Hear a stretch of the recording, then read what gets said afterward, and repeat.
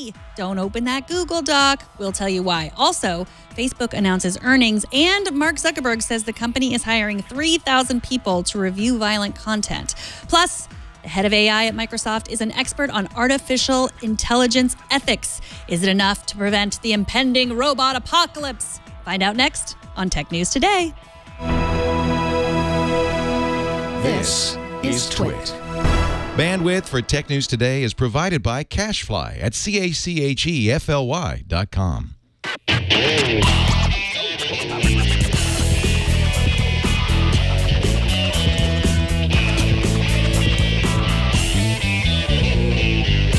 This is Tech News Today, episode 1760, recorded Wednesday, May 3rd, 2017. This episode of Tech News Today is brought to you by Rocket Mortgage by Quicken Loans. When it comes to the big decision of choosing a mortgage lender, work with one who has your best interest in mind. Use Rocket Mortgage for a transparent, trustworthy home loan process that's completely online at quickenloans.com/TNT. And by Tracker, a coin-sized tracking device that pairs with your smartphone and keeps you from losing your most valued possessions. Visit thetracker.com right now and enter promo code TNT to receive a free Tracker Bravo with any purchase. Welcome to Tech News Today. This is the show where we talk tech with people who love tech. Two of those people are us. One of those people is me, Megan Maroney. And one of those other people is me, Jason Howell. Then occasionally that person is Burke. He, though, writes his love of tech on little white cards. Yes, he loves technology so much he communicates through index cards. And sometimes drinks on the job. Nope, that's juice. Shall we start? Yeah, let's do it. Okay. Facebook says they'll hire 3,000 people to review reports of people hurting themselves and others and then posting it on Facebook. The community operations team around the world already includes 4,500 reviewers of the millions of reports the company gets every week. CEO Mark Zuckerberg posted on Facebook that they will also work with local communities and law enforcement to remove child exploitation and hate speech, and they will work to create better tools to automate the process. Yesterday, we told you about how folks behind this work at Google were underappreciated and perhaps underpaid. So we hope that Facebook manages these new workers in a possibly different way. It was unclear from Zuckerberg's post whether the reviewers would be Facebook employees or contract workers. So Facebook also reported earnings, so we can talk about that as well. But this is interesting because they've been criticized for not removing things quickly enough and for removing things too quickly. Damned if you do, damned if you don't. Yes. Yeah. So, but it's bad. Either way is bad. So, yeah, what do you think? Yeah, I mean, no matter how you look at it, if you're Facebook, you absolutely positively do not want that kind of content on your network at all. And if it's happening, it raises the spotlight on the issue, and that raises the importance of needing to do something. Them announcing that they're going to add an additional 3,000 is actually a really big deal when you consider how many that they have beforehand, 4,500. So they're not quite doubling it. But as we'll talk about in a second with earnings, they did announce that Facebook last quarter alone added 1,722 jobs. So this is almost, this is a little less than double of that. So that's just kind of a crazy, I mean, that makes perfect sense. Who knows how they're filling those positions, though? Like you said, we don't really know if it's actual workers or if it's contract workers. Slate's Willa Ramus checked in with Facebook, as did a few other folks. I think, anyways, I've read a couple of different reporters who asked them specifically about that, and Facebook declined to comment on that entirely. But they aren't on the jobs page, so it kind of makes me think they're going to be doing it similar to in the hiring method that we were talking about yesterday. Well, Sarah T. Roberts, we talked about her yesterday. She's a UCLA researcher, and she was quoted in a story I read that said this is a drop in the bucket from what they need. They need a lot more people than this with the content, and it's increasing. And Facebook is not the only site that has this problem. YouTube too, and it's inherent in, you could say, oh well, if we only didn't have live streaming, this wouldn't be a problem. But there's always, since humanity began, there's this idea of like, I want to do something crazy so someone will see me do it, and it's just gotten worse and worse, and it's getting worse and worse. I mean, I've heard about it. I hear about it just in my own family, people saying like, well, my friend wanted to chase a bunch of geese out into the road because he thought it would make a hilarious hilarious YouTube video, you know? And so it's just everybody has to have their 15 minutes of internet fame. Yeah. So, I mean, but it was, you know, when we were kids too, it was the same thing. It was like Super 8 cameras or whatever it is. So it isn't new, but it's growing exponentially. It's so easy to do this. And, yeah, whether it's violent content or, you know, whatever it is, it's they need more people. Yeah, yeah. How is Facebook doing money-wise, though? They're doing great. Yeah? They do Can they afford to hire 3,000 new people? Yeah, despite all the, like, they, you know, they ruined the election. They have fake news problem. They have a violence problem. They still have a lot of money and a lot of users. A quarter of the world's population visits Facebook every month. That's 1.94 billion people. That is insanity. Yeah. That is insanity. Man, just think about that. This one service, nearly 2 billion users. They're going to crack that soon. That's going to happen soon. Yeah. If you go back on Facebook, they'll have a chance. I'm no comment. They beat estimates. They did well. I think they, Instagram also part of Facebook. They did well. They're expected to do even better. They're expected to earn $3.92 billion in revenue in 2017. Wow. And 85% of their ad revenue comes from mobile. I remember back in the old days when Zuckerberg said, you know, we want to switch to a mobile first strategy. And that it didn't take them very long to, I mean, it's all about mobile for Facebook, whether that was their intention, which it obviously was, but that's how people habitually use Facebook. It's on their mobile device, in their pocket, at all times. That plays to their strengths.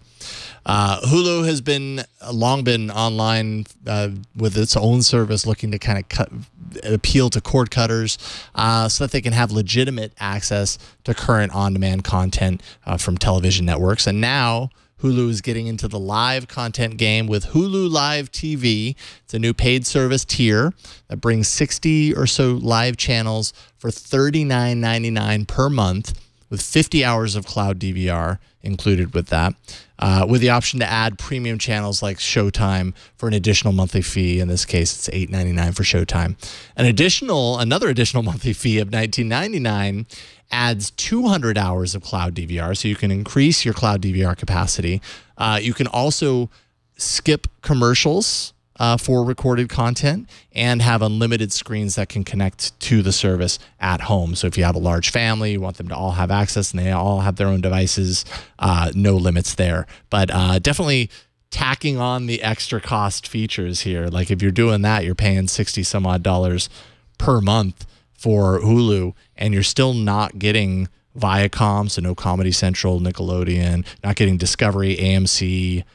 So there's still glaring issues, and when you compare it to some of the competition, it seems like the cost, I don't know, the value proposition is maybe more difficult to convince on.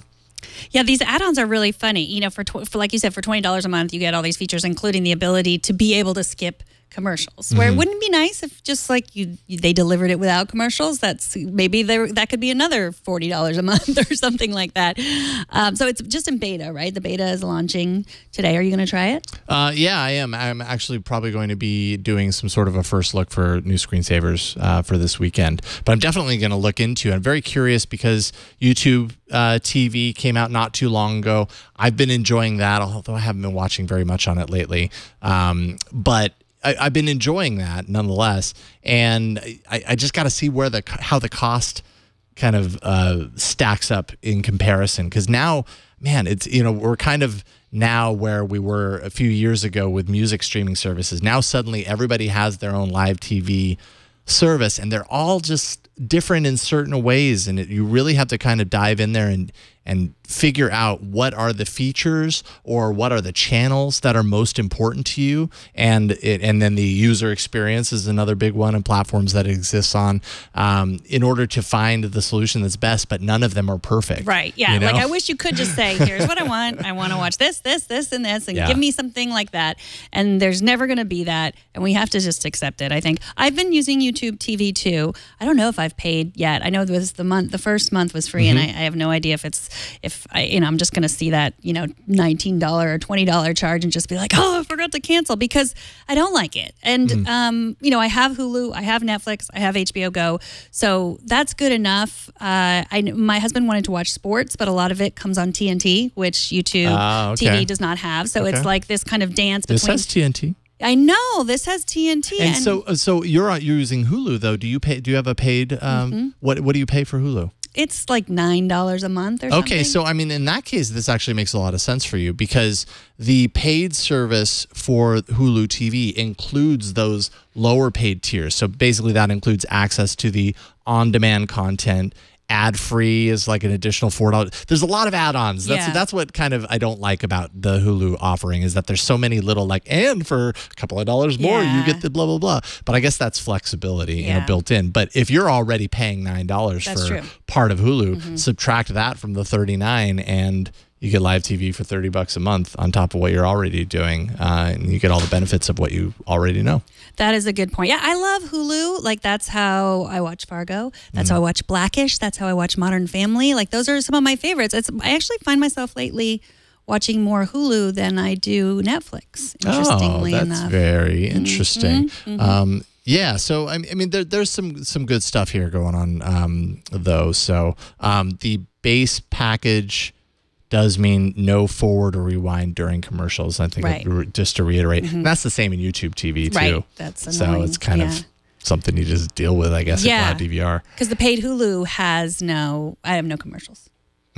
Oh, and one thing before we move on. The Big Four is here, the Big Four major networks. However, only streaming live in select markets.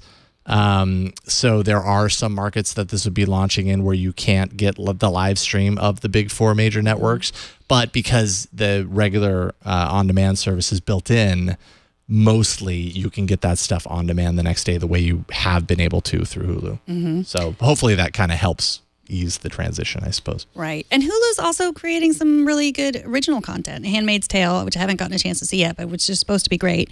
And they have some other, I think that Stephen King book was on Hulu, the one 1963 or 17, anyway, the one that was about the Kennedy, what would happen if the Kennedy assassination ended up differently. Oh, that was interesting. Great. One of the key pieces of information we left out of our report on the new Windows 10s operating system is that if you are interested in using another browser, such as Google's Chrome, or if you'd like to make Google your default search engine, you cannot. We're out of luck. Ars Technica reports that Microsoft's Edge and Bing are the defaults in the new OS that comes bundled with the $999 Surface laptop. According to the official FAQ for Windows 10s, you are more than welcome to download another browser that might be available from the Windows Store, but you can never make it your default. Never. So if you click links on websites or in Word documents, they will always open in Edge, whether you like it or not. The default search provider also cannot be changed. Cannot. Nope. Not at all. Man. And I wonder if this is like, there wasn't really an explanation in the fact. I wonder if it's like, well, we want these to be in schools. We don't want, students to be downloading all kinds of stuff, which, as we learned before by our friend who's the viewer, who is the administrator at the school, it's not the downloading of software that's really the problem for schools. It's really just when it's difficult to administrate. Like that, and Microsoft used to be difficult to administrate. I would hope that they've, talked to lots of school tech administrators and figured out how to make it more easy to administrate. So, is Burke's saying you cannot purchase Win 10s 2. What do you mean? You can't buy it. It comes bundled with the $999. You cannot buy it at all. Right. Yeah, I mean, it comes bundled, and I guess your way around this is to upgrade, right? Like, if this is really important to you to be able to customize these things, which, I mean, in my head, I'm just like, seriously, that's so lame. Like, I guess, and by the way, upgrade is free for students, teachers, and administrators if it comes bundled on your laptop, and if not, it's $49. So it's not the end of the world if you upgrade to Windows 10 Pro, and then you have all that capability. So Burke's saying you can't buy it, but you're saying it's $49. $49 if you want to upgrade to Pro. Oh, Pro. Yeah, if you want to upgrade from that to Pro, you can. There is a path to do that, either free or for $49, depending on your situation. But I guess I could kind of maybe understand not being able to have a default browser if the purpose of this is to lock it down so that they can control it a little bit more and make it safer or more secure. Maybe there's some reason why having that default browser there, that Windows is more deeply tied into Edge as a browser as opposed to random other browser, probably Chrome. And maybe that gives them a little bit more capabilities of keeping it secure. I don't understand changing the default search. Like, I mean, seriously, I mean, I guess I get it. Is Microsoft. Microsoft owns Bing. They want everybody to use Bing, but that's just lame. That's stupid. Yeah. I'm going to say it right now. It's stupid. Yeah, well, I mean, what would happen if someone got their hands on the Opera Mini browser? They could do all sorts of damage. Then I understand on the browser side, but still, give me my default search. I was just joking. I'm not joking here. I'm serious. I've never seen you this mad. It just doesn't make a whole lot of sense to me. What you could do is you could change your default start page to google.com. Yeah, so that every time you open the browser, it just automatically pops you right on that page and everything. But nice workaround. Yeah. Yeah. I'm a hacker. I will tell you, I want to try one of those $169 laptops. I mean, we don't know who's making them or when they'll come out, but I am interested in trying one just to see what it's like on a $170 computer. A phishing email is making the rounds today, and it has the internet going nuts. Recipients are receiving an email that mimics a targeted Google Doc invitation with a link that asks to continue in Google Docs, something that you've probably seen many times before when you get these emails legitimately. Clicking that link grants the phisher, whoever it is, access to your email and your address book. So the whole enchilada, essentially.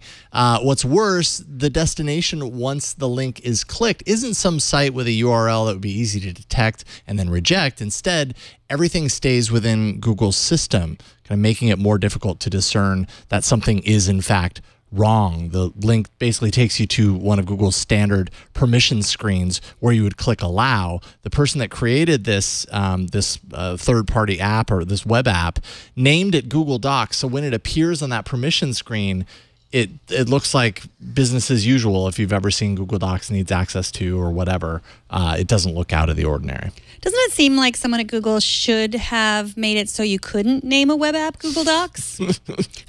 That would be nice. Yeah, they've now done that, of course. They've now fixed the problem, and it was very sophisticated. It was not designed to spread malware. It was just designed to steal all your credentials.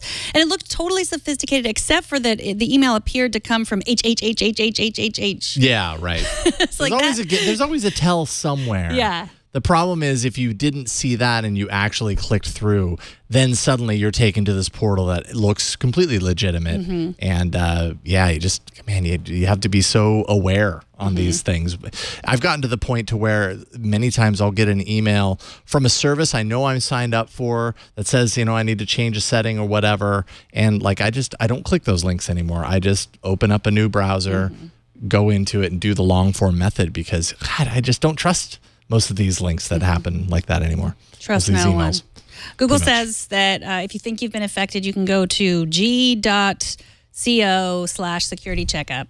But look that up yourself. Don't just trust me. I could be spreading more malware. Who knows? I could be trying to phish you too. But that's where they said to go. So I think it's... Wait a minute. Are you a phisher?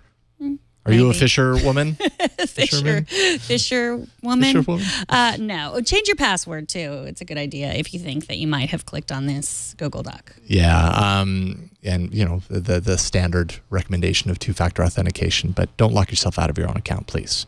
Would two-factor have solved I'm not sure that for? it would have helped in this regard. Because this is granting access to a web app outside of the system. This has nothing to do with actually logging into your account. It's you as a user specifically giving access on the back end of your data to a third-party app when it requests access. But then two-factor would help if someone stole your credentials. Yeah, I mean, I just kind of put that in there because, hey, when we're talking about security, you might as well protect yourself in every way possible, and two-factor absolutely helps in other ways. But well, in this case, it would. I mean, you would have gotten caught up in it and then get spammed. But if they took your credentials, then they try to log into your account, if you had two-factor.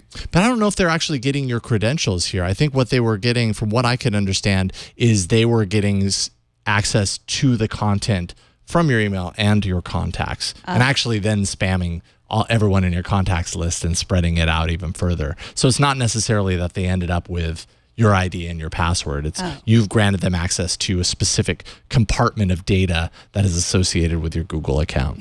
Yeah, I wouldn't want no one to get access to all my newsletters that I get. I know, totally. That spam filter, you don't want to go there. Workplace productivity tool Slack just released a new feature that lets you identify the office expert on any topic, or at least the person who talks about that topic the most. Noah Weiss from Slack's Search, Learning, and Intelligence Group says the tool will search public Slack channels and determine not just when someone mentions a topic or how often, but how often they answer questions about the topic. Slack hopes that as the system searches more data, this feature will be additionally helpful, and even more helpful than a hashtag. So that's, Slack has had a lot of their features stolen or copied lately from Microsoft and Google. And so they need something new. This is an interesting idea. It's just for people with paid accounts with more than 50 users. And the idea is that, you can find someone to answer your questions about any topic, not just the people. It's for big offices, but, eventually more data will be fed to it and it will be more widely used.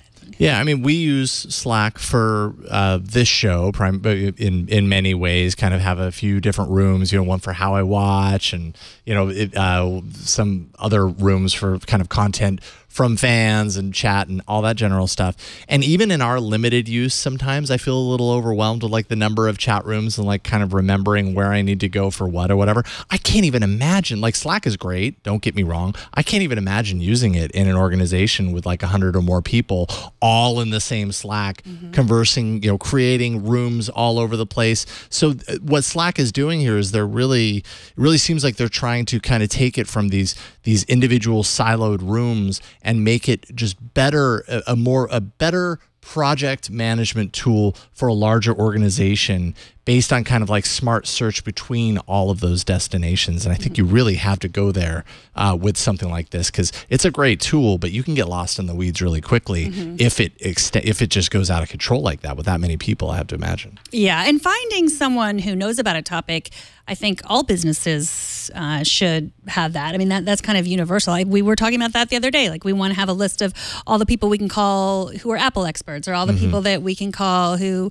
are security experts, that sort of thing. When I worked at Microsoft, we called those people SMEs. SMEs? Why Subject SMEs? matter experts. Oh, okay. I always thought that was just one of those things. SME. It's me. Mario. Quick reminder that you can comment on anything we discuss by emailing tnt@twit.tv. You can send us a video so we can see your face. And of course, subscribe to Tech News Today by going to our show page at twit.tv/TNT. The head of artificial intelligence for Microsoft wants us all to think more about ethics before the robot apocalypse. But first, let's take a minute to thank Rocket Mortgage by Quicken Loans, the sponsor of this episode. Who doesn't want to throw technology at all of our problems? I do. And when you think about all of your problems, they really get down to one big problem: not enough time. Rocket Mortgage helps you save time because it's fast, like a rocket. And you can trust them, too. They've got new ideas, and they're disrupting an industry, but they're also part of the Quicken Loans family, a name you know well and that you can trust with your money. When it comes to the big decision of choosing a mortgage lender, it's important to work with someone who you can trust and who has your best interest in mind. With Rocket Mortgage, you'll get a transparent online process that gives you the confidence to make an informed decision. So you don't want to waste all that time searching through stacks of paperwork. With Rocket Mortgage, you can securely share your financial information, and then you can get a mortgage approval in just a few minutes. You can adjust the rate and the length of your loan in real time to make sure you get the mortgage solution that's right for you. So whether you're looking to buy a home or refinance your existing mortgage, you can lift the burden of getting a home loan with Rocket Mortgage. It can go faster, and you can trust Rocket Mortgage. So skip that bank, skip the waiting, and go completely online at quickenloans.com/TNT. That's quickenloans.com/TNT. Equal housing lender, licensed in all 50 states, NMLS consumeraccess.org, number 3030. And we thank Rocket Mortgage by Quicken Loans for their support. So Microsoft has a new head of research, Eric Horvitz, and Dave Gershgorn at Quartz took a close look at his role. Dave joins us now. Welcome, Dave. Hi, how's it going? Good. It's great to have you back. Thanks for joining us tonight. Thanks for having me. First of all, give us a sense of Horvitz's background. He has a very rich background in AI. I'm assuming that's why he was chosen for this role. Yeah, definitely. So Eric has been at Microsoft for about almost 25 years now. He has been there since kind of the first development of Clippy, believe it or not. That was one of his first projects. Should we be worried? No. He's come a long way. But so that was one of his first things at Microsoft. And now he's been focused on a little bit more on the product side, developing research. So the suggested reminders feature that came to Cortana, where it will look through your email and then be able to tell you, what you've promised to do and then remind you about that by, looking at all the language and everything that you said. That's something that came out of his work at Microsoft Research. And he's been working on a lot of big picture things as well, which is why I think that they wanted to bring him up. He's really interested in looking at systems that learn over a long period of time. So something that can, monitor what your habits are, how you like to interact with people, how you interact socially, and be able to help you based on that. It's something that it's kind of representative of that is this game that he built. So it was like a kind of a trivia game, and if there was 2 or 3 people talking and another one came in, it would actually stop the game and say, "Hey, do you want to join?" Because it was trained and taught that people like to be included in a game or interaction. So he has, and a lot of his background really seems to kind of, obviously it involves AI, and that's why Microsoft is bringing him in, but also it involves kind of this thought around the ethical transformation or evolution of AI. Can you talk a little bit about that and about, I mean, I have to imagine this is of big importance to Microsoft, obviously, if they're hiring him.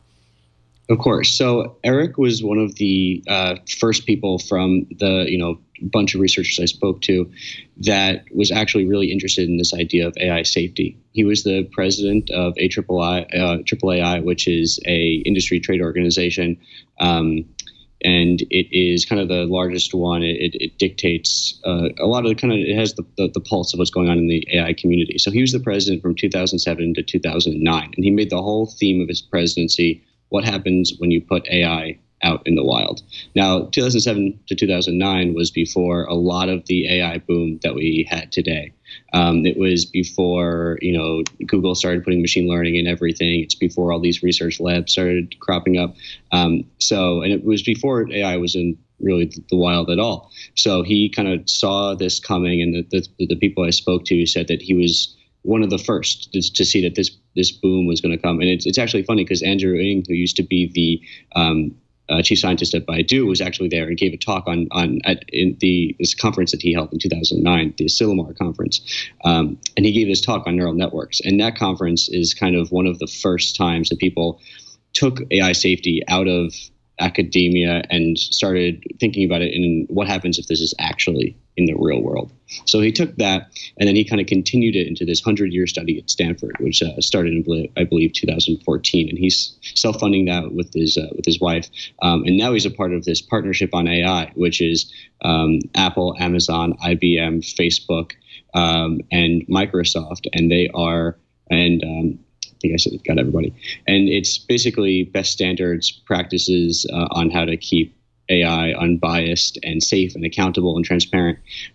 So he's been pretty critical in all of those roles. And it's something that he's pretty well known for in the industry. There's so many issues with the ethics of artificial intelligence. There's, like what you were saying, bias, police using algorithms and, people getting arrested, just, not in like algorithms being somehow racist when they really aren't, but it's just unintentional. We see it in Facebook, we see it in Google. And then there are these big questions that I hear all the time, and you wrote about this one, the idea that AI could possibly diagnose cancer maybe a stage earlier, save someone's life. But to do that, they would have to go through, just by going through someone's search queries. And then that brings up this kind of like, oh, I don't know if, I want someone going through my search queries. Like, how would he look at something like that big question? Like, how would they look at that? So it's actually interesting you mentioned diagnosing through search queries, because that was him. At Microsoft Research, he led a team and they looked through anonymized Bing data, I believe, and they were able to identify people who they confirmed that users had, I believe it was prostate cancer. And then they kind of looked through this single user's search history, and they were able to find searches that correlated and detect cancer earlier. And it was written up everywhere at the Times. We wrote about it. So it is something that he seems to not really have a problem with doing, but it's worth mentioning that that's all anonymized data. And once you train that model, it is trained, and you don't need to add new user information. So it's not like they're constantly scraping the web looking for new user data to use. And it's also, I guess, worth saying that although Bing users consented to having their anonymized data used by going to the service. So it's I think his line is right about there. I mean, you're not singling out people, and you're not using people's identity to do this, but you are using their anonymous aggregated data. So that brings up a good question. Like, is there a lot of people that are just like, oh, that sounds bad, looking at my search queries, when if you really think about it, we're not delving into what you're saying is it's not, it's not constantly searching, and it's anonymized. And are they dealing with that a lot? Just people's generally, like, I don't want to call myself a Luddite, but that general just fear of anything when you say artificial intelligence. Totally. Yeah. I think that something that is really coming to the discussion in the AI community right now is how do you keep data sets private?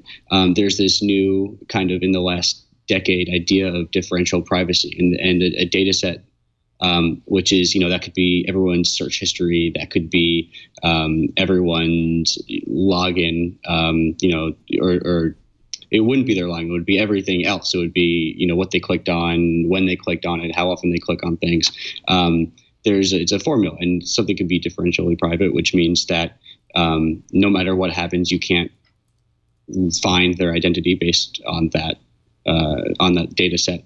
And it means that you can't adding one person wouldn't make any difference, and adding one person wouldn't make any difference, and subtracting and doing anything with one user doesn't really mean anything, and you can't identify that user from their data. So that's been a big talk, and how do you apply that to different data sets? And it's really a ongoing conversation. Nobody really has a great answer, and everyone has kind of their own ethical code. So I think what the industry is really looking for are standards, and that's something that Eric Horvitz has really been pushing for with the partnership on AI, and that is where you're going to see a lot of the progress on this move forward. And I mean, I imagine anyone that's playing in the AI sandbox these days, of which there are a lot of companies playing in that sandbox, they all want to be leaders in this. Do you think that this sets Microsoft up? I mean, based on his historical kind of experience around AI, around his attention to ethics, his history around all of this stuff. Do you think this puts Microsoft in a good place to help kind of inform and advise those standards around AI going forward?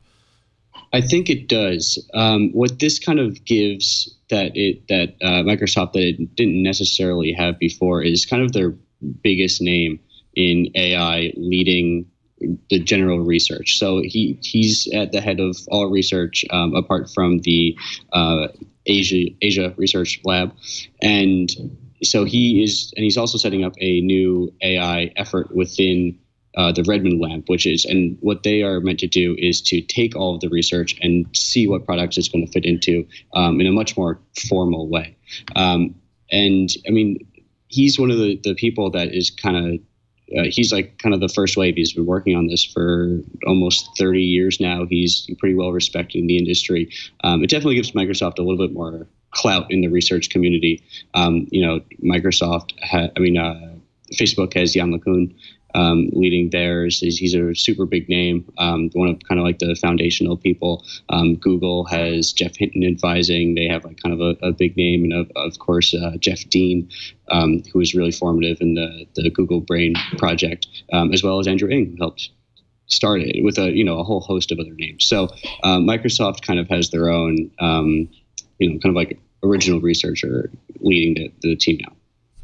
I think we talked about the study that you were talking about with cancer research, but we have some questions in the chat room about, and maybe we should do a little more explaining before we go on. What was it about the search, that people's searches, that made them realize that they were how are they able to diagnose them with cancer? Was it things that they were saying like this hurts, that hurts, or was it things they were buying, searching for? What was it exactly? So I think it was a host of things. It was kind of all of the above. It was what they were searching in terms of just for maybe medical advice, and it makes me think of the story where the target was able to determine that a woman was pregnant before she even knew, because they were able to see what she was buying. So it could be something like that. I can't remember specifically what all the data points were, but it was pretty much comprehensive Bing searches. So they analyzed everything. How does Microsoft's approach here compare to other companies who are obviously working on furthering their AI initiatives? I mean, are they all, I don't know, is it a level playing field at this point, or is it really open for anyone to really come along and dominate in this field? I think that there are people who have a little bit of an advantage. Google has obviously put a lot of people on this. They have thousands at this point of engineers that are working on machine learning. But Microsoft also has a lot of people working on this, and they have been for a while, but they just haven't, I guess, been really as open about it. Microsoft's goal now, as Eric Horvitz told me, is to work on things that will go into products, but also what he calls game-changing ideas. He wants to make AI be able to do more than one thing at once. He wants to make it more general. He wants to make it more applicable in social situations. He wants to make it more aware of what it can and can't do, which is something that he has worked on for a number of years. So I think he is looking really big picture and kind of what can he work on that has the most impact and kind of make Microsoft this dominant force. Right. Right. Awesome. Well, we'll see how this develops. Dave Gershgorn, of course, Quartz, that's QZ.com. Where can people follow all your work online? So I'm on Twitter, Dave Gershgorn, easiest last name in the world. But pretty much how it sounds. Exactly, yeah. Just go to QZ.com. We're all good. You'll find me on there. Yeah, we read your stuff all the time. Thank you so much for joining us tonight. Thanks. Really appreciate it. Have a good one. All right, you too. See you later. It's feedback time. All right, feedback time. Bring it. I will bring it. Consider it almost brung. Brian Easton wrote about our discussion of the pricing of the new Windows Surface laptop. He says the reason Microsoft is pricing the Surface laptop at $999 is so they don't step on the toes of their partners who are making the cheaper Windows 10S device.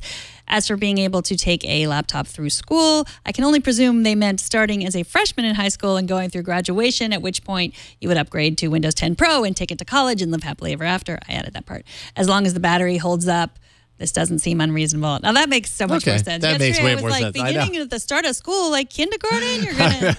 But yes. Or like whenever you first give a computer to your child, Right. which you would know better than I because I have not given my child a computer in the first grade. How early did your well, kids they start don't using- have their own computers now. But they got one through school at some point. Right? They had Chromebooks that they never took home. I think 7th and 8th graders were taking them home, and now they have iPads, which they give early. But yeah, buying a computer for high school is, as I said That yesterday, makes a what lot more we're sense. doing. And then, but I mean, that's a tall order to keep a computer for 4 years, Yeah. you know, and especially as, you know, someone throwing in their backpack, throwing their backpack on the ground, you know, that's the idea that it would be that tough to be able to last those 4 years and not need a new one. So Yeah. Yeah. Very good. Thanks for writing in, Brian. Up next, just when you finally recovered from your Google Glass hangover, or did you? There's another AR glasses solution on the horizon, this time for cyclists, actually. But first, let's take a minute to thank Tracker, the sponsor of this episode. You know, we've all been there, crunched for time. We're trying to get out of the house. We've done all the things we need to do, work out, shower, sent off a few work emails, breakfast, caught 2 seconds of the news, laptop in the bag. Just enough time to make it to work because you cut it so close. But yet you can't find your keys. You go to lock the front door and they're not there. And, well, there you go. You're going to be late. We've definitely been there. We've all been there in our own story.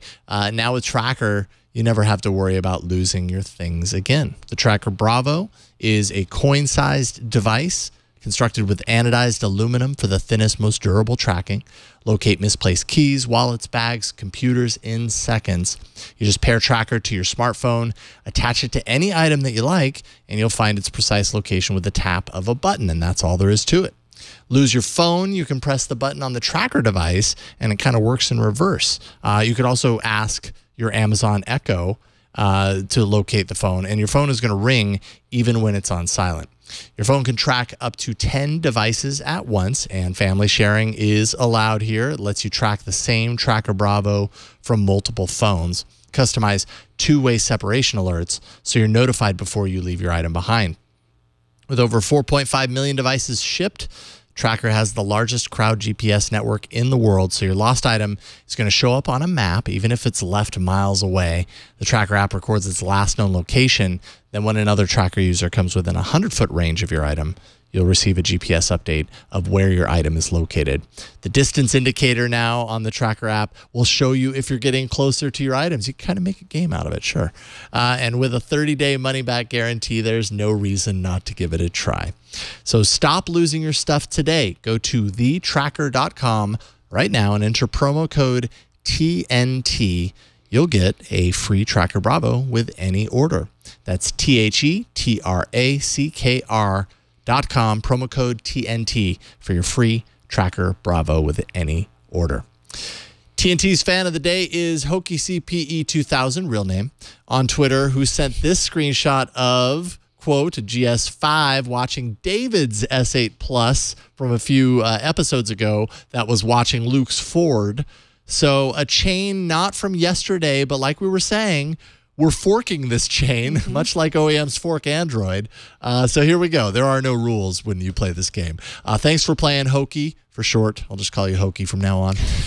Show us how you watch or listen to TNT. Just record a video or take a picture of yourself or your setup. You can post it on Instagram, Google+, Twitter, or Facebook and use the hashtag HowIWatchTNT, and we'll find it. I just realized I haven't checked those other sources. There may be nested How I Watches hanging out on Instagram, for example. So I'll check into that and we'll get back to you. I think we need a neural network, really, to determine where they're all going. We need Slack's like cross chat room search, but implemented for the entire web looking for this one thing. Absolutely. That'd make it a little bit easier. Maybe Burke would like to do it.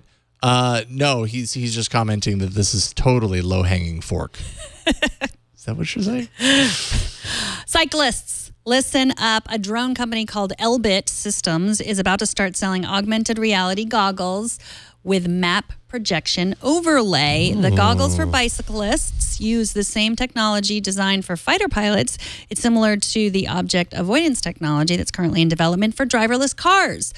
The heads-up display makers say they expect to do better than Google Glass because of their experience in vision systems and augmented reality. Plus, they're so cool looking. It's also like a sort of a fitness tracker and, a competitive fitness thing. You can share your ride, all your achievements. There's a POV camera you can share. You can get your text messages, which is totally safe while you're riding a bike, of course. So, yeah. Okay. I like this. I think it makes a whole lot of sense to have AR glasses purpose-built. You know what I mean? Google Glass was like, you can wear this everywhere in all aspects of your life. And in reality, and especially in hindsight, it's like, but why? Why do you always need that on your head, that piece of technology? This actually has a purpose, right? The overlay of the map information, distance, all that kind of stuff that would actually be very beneficial if you're cycling. And it doesn't look out of place either, right? Right, because you wear glass. Yeah, it also keeps the bugs from flying into your eyeballs. That's a good analog solution. Well, part of the problem with Google Glass, or many problems, a part of it was like you were talking to people. People were put off if there was someone with glasses with a camera on it, them talking to you, and covering your eyes is disconcerting to people. So you're not usually chatting with people while you're riding a bike. Yeah. Like face-to-face chatting, you might be talking to the person riding next to you. But so, yeah, and I agree with you. Purpose-built augmented reality goggles make sense. We've seen them for drone pilots, and I've seen them for camera operators as well, so you can see what's going on. So yeah, it makes sense. Yeah, Elbit Systems is the company that owns every site. 90% of Elbit's business is security products for the military, and so basically what they're doing here is they're taking all these decades of experience and product development for military purposes, and they've already produced all of this technology, and they're just using it here. Now they're realizing, well, we can take that technology and use it in other ways and market it as more of a consumer product. So they'll bring it here. So I don't know. I think it's looks like an interesting product. I'm not a cyclist. Yeah. So if you are, let us know. TNT@twit.tv if you want to let us know your thoughts on that. TNT records live every Monday through Friday, 4 p.m. Pacific, 7 p.m. Eastern, 2300 UTC at twit.tv/live. Of course, like I just said, be part of the show, TNT@twit.tv, or leave us a short voicemail in your own voice, and we'll play it on the show, 260-TNT-SHOW. And you can find us on Twitter @TechNewsTodayTV. Share your thoughts on the stories we discussed in the TNT subreddit at technewstoday.reddit.com. I spent some time in there today. You should too. You were just hanging? I was hanging, looking for some stories, upvoting some stuff, making comments, reading comments. You can also find all the ways to subscribe to our show. It matters. Subscribe even if you watch live, even if you watch on YouTube. Subscribe on YouTube. Go to twit.tv/TNT. Find all the ways. And if you want to tweet at me, I'm at Megan Maroney. And I'm Jason Howell on Twitter. Thanks to our technical director, Brian, of course, pushing buttons. Thanks to Burke. Occasional thumb up. Oh, no, you don't get your thumb up. You get Burke drinking on the job. I think it's just juice, but whatever. Sad thumb. Thumbs down this time. Sorry, Burke. Thanks to Kevin for editing the show, as always, and thanks to you for talking tech with us today. We will see you tomorrow. Bye, everyone. Ow.